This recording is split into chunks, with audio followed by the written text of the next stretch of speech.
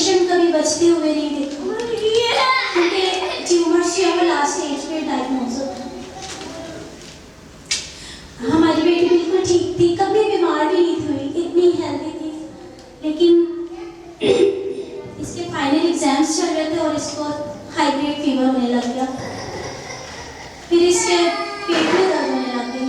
हम लोग परेशान, मुझे ये था कि शायद यूरिन इन्फेक्शन हुआ होगा, अक्सर बच्चों को स्कूल से हो जाता है। मैंने मतलब उस तरह भी, उस वक्त में भी मैंने इसको इग्नोर नहीं किया। फिर इसने खाना पीना छोड़ दिया, फिर ये बिल्कुल निढाल हो गई, इवन ये वॉशरूम तक नहीं थी जा सकती। फिर एक दिन मैं इसको मसाज कर रही थी तो इसके पेट में मुझे ग्रोथ नजर आई। हम लोग और परेशान हुए, फिर हमने इसका अल्ट्रासाउंड करवाया। फिर उसमें हमें पता चला कि इसके पेट में बहुत बड़ा जो है वो मैस है, एडिनेक्सल मैस है। वो हमारे लिए बहुत एक शॉकिंग, फर्स्ट जो था वो हमारा शॉकिंग जो थी वो हमारे लिए बात थी कि ये कैसे हो गया। मतलब हम लोग तो कभी सोच भी नहीं सकते कि इतनी बड़ी एक डिजीज मेरी बेटी के अंदर पल रही थी। फिर जब हमने फर्दर इसको एडमिट करवाया तो इसके ट्यूमर मार्कर्स करवाए तो जो नॉर्मल 0 होते थे वो 80,000 पे लेवल्स किए हुए थे। उस वक्त तो लगा था कि बस जैसे हम मर गए। बिल्कुल उम्मीद दिल से छूट गई थी। मुझे लगता था कि शायद हम अपनी बच्ची को नहीं बचा पाएंगे। फिर हम हॉस्पिटल्स में गए, फिर जिधर जिधर हमने उधर बस घुटने पे हो जाते थे कि खुदाया, डॉक्टर्स ने तो जवाब दिया, लेकिन एक खुदा ही है जो हर जो है एंड से शुरू करता है।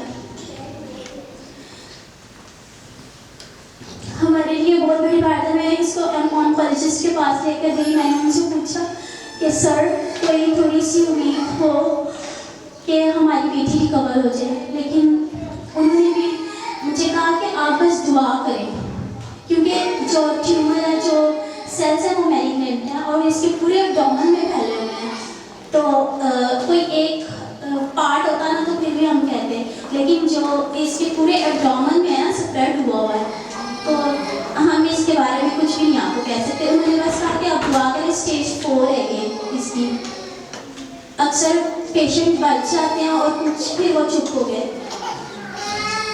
एक वो बस था कि हम बिल्कुल खामोश हो गए थे और इसने तो बोलना चालना बिल्कुल छोड़ दिया था। ऐसा लगता था कि जैसे कोई बस अभी ये 2-3 दिन की मेहमान है। ये इतनी बड़ी हमारे ऊपर मुसीबत थी ना कि हमें कुछ समझ नहीं आता। उस वक्त के शैतान ने भी ऐसे मेरे भी दिमाग में जो डाला कि कुछ भी नहीं है, आप डॉक्टर से जवाब दे दिया तो बस छोड़ दो उम्मीद सारी। लेकिन मैं इतनी पागल हो गई थी कि मैं घुटने रो के मैं खुदा से कहती थी, खुदाया कि तूने अगर कुलसम को 2 हिस्सों में तकसीम किया था ना तो इसका मतलब है कि तू है। अगर तूने जेल की बेड़ियां तोड़ी थी ना तो तू है वाकई में। मैंने कहा अगर तू है ना तो तू मेरी बेटी को शिफा देगा, तू इसको नई जिंदगी देगा। और वाकई में खुदा ने मेरी बेटी को इटर्नल लाइफ दी है।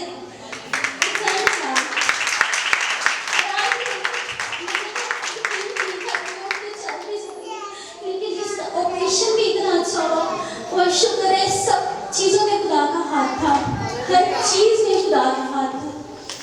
जब हम इसकी रिपोर्ट्स करवाते थे डॉक्टर जितने हैरान होते थे कि कीमो के बाद इतना अच्छा रिजल्ट आया, ये कैसे हो गया। लेकिन जो इसके साथ जिनकी कीमो चल रही थी उनका इतना असर नहीं होता, या उनको ब्लड ट्रांसफ्यूजन हो रही होती थी, या वो बच्चे इसके सामने ही 2-3 कोलैप्स हो गए थे। लेकिन जब हम अपने खुदा से जितनी देर इसका कीमो लगती थी ना उतनी देर ये खुद भी, इसका इतना ईमान था, ये खुद भी कहती थी माँ मुझे जीसस ने जिंदगी दे दी है। ये नहीं थी कहती कि मैं ठीक माँ हो जाऊंगी, ये मुझे कहती थी कि माँ जीसस ने मुझे ठीक कर दिया है,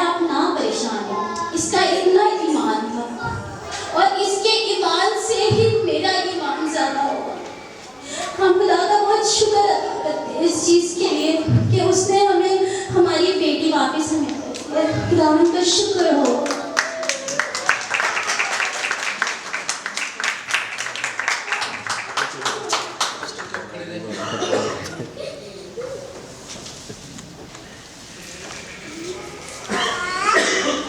शुक्रगुजारी की दुआ करें, उसके नाम को जलाल दे इस बड़े मौजूदे के लिए। यकीनन हमारा खुदा मौजूदात का खुदा है, वो शिफा का मंबा और सरचश्मा है। बैरी पुरज़म को 2 टुकड़े करता है, जेल से जेल निकालकर कैदियों को मुल्क का बादशाह सरफराज करता है। यूसुफ के ताल्लुक से आपने देखा, वो मेरा खुदा है, वो आपका खुदा है। इस मौजूदे के लिए हम शुक्रगुजारी करते हैं। इसी तौर पर और भी बहुत सारे मौजूदे हैं जो इस खानदान और घराने में खुदा ने किए।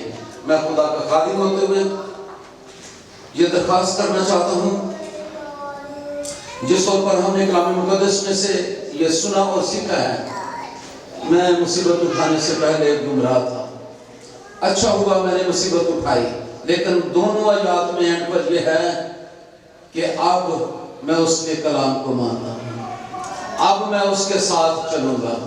वो आपका खुदा है, वो आपसे आज हद प्यार करता है और इन सारे वाक़यात से उसने अपनी मोहब्बत का इजहार किया है, प्यार का और अपनी शफकत का भी। आप इसको कमतर ना समझिए और इसकी नाकदरी ना कीजिए, आप खुदा के और करीब आ जाए। He want to bless you more. He want to do more blessings and events in your life. He is true God and He is a loving and living God working in your life and your family. और ऐसा मौका खुदा ना दे कि कभी और आप दुख या मुसीबत देखें। मैं खुदा का खादिम होते हुए दरखास्त करता हूँ, इल्तमास करता हूँ, मिन्नत करता हूँ, प्लीज आप अपने हाल पर खुद रहम करें। खुदा तो आप पर रहम कर रहा है। मैं भी आपसे प्यार करता हूँ, मोहब्बत करता हूँ, बीइंग खुदा का खादिम होते हुए और आप लोगों का रिलेटिव होते हुए।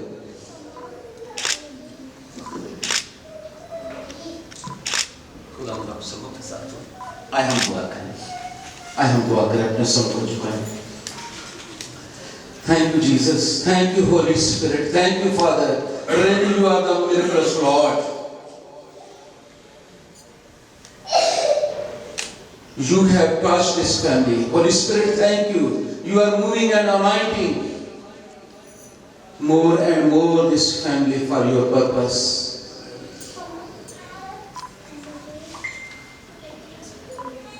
We need your more grace,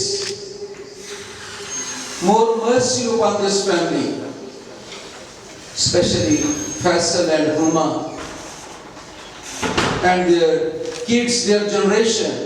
Being your minister, I release your blessings, not only this family, but especially for the generation, thousands generations.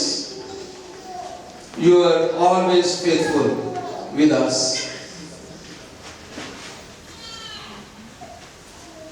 मैं अपने भाई के लिए, बहन के लिए, इसी तौर पर मोहसिन के लिए, उसकी मिसिस के लिए और उसके बच्चों के लिए भी बरकत की दुआ करता हूँ। मैं अपने भाई की बेटियों के लिए, उनके जिंदगी साथियों के लिए बरकत की दुआ करता हूँ। मैं इनके रिलेटिव्स के लिए, इनके पड़ोसियों के लिए, गली और मोहल्ले के लिए खुदा सेफ्टी, सिक्योरिटी और प्रोटेक्शन मांगता हूँ थ्रू योर बॉडी एंजल्स। खुदा तुझमें माफी से यीशु की तरफ लहू ने छिपाए रखे और खुदा इस बेटी इशाल के लिए, इसकी लंबी उम्र के लिए दुआ करता हूँ। कोई भी बदी की कुव्वत, शरारत की रूह, गंदी तासीर इसे छू न सके और ये हमेशा तेरी शुक्रगुजारी करते रहेगी और ये हर साल तेरी तारीफ के लिए अपने बर्थडे को शुक्रगुजारी के तौर पर मनाती रहे। सारी इज्जत और जलाल खुदावंद तुझे मिले, उसी यीशु के जिंदा कदूस और फतहमंद नाम के वसीले से। खुदावंद की सिखाई दुआ में हम सारे शामिल होंगे। हमारे बाप तू जो आसमान पर है, तेरा नाम पाक माना जाए, तेरी बादशाही आए, तेरी मर्जी जैसे आसमान पर पूरी होती है ज़मीन पर भी हो। हमारे रोज रोटी आज हमें दे और जिस तरह हम अपने कसूरवारों को माफ करते हैं, तू भी हमारे कसूर में माफ कर। हमें आजमाइश में ना ला बल्कि बुराई से बचा, कि जो बादशाही, कुदरत और जलाल हमेशा तेरे ही हैं। आमीन। अब हमारे खुदा यीशु मसीह का फजल, खुदा बाप की मोहब्बत, इस खानदान के साथ, सारे मेहमानों के साथ खुशी, शादमानी और फतहमंदी की हालत में जब तक मसीह यीशु हमें लेने के लिए आते हैं, ये रफाकत, ये शराकत और ऐसी इबादत शुक्रगुजारी भी होती रहे। मसीह यीशु के नाम में।